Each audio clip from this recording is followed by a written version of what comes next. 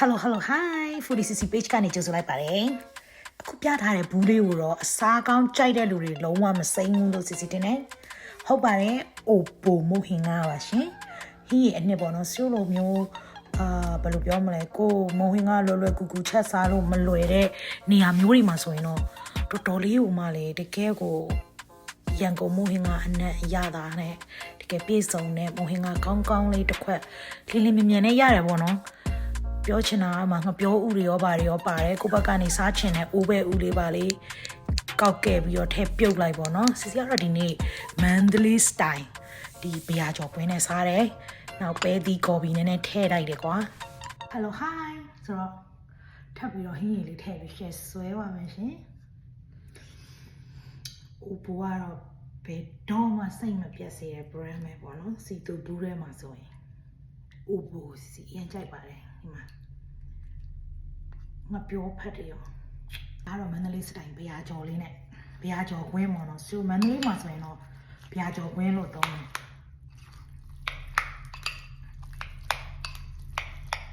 ကျော်နဲ့စားရတာထက်ပေါ့နော်ဘူးတီကျော်တို့မန္တလေးပဲကျော်ဒီလိုဘရာကျော်ကွင်းလို့နဲ့စားရတာအရှမ်းကြိုက်တယ်ထက်ထက်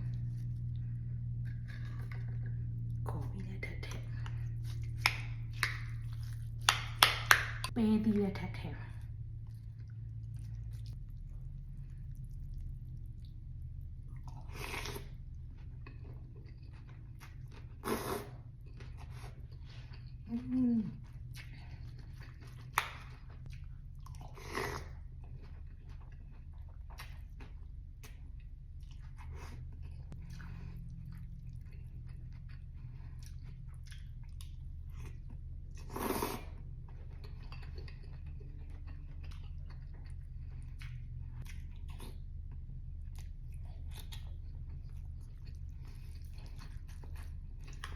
ဘရာကျော်ပါတော့လေအဲ့ဘရာကျော်ဟင်းကိုစုပ်တာ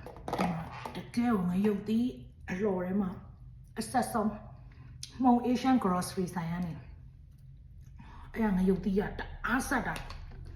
ဘယ်လို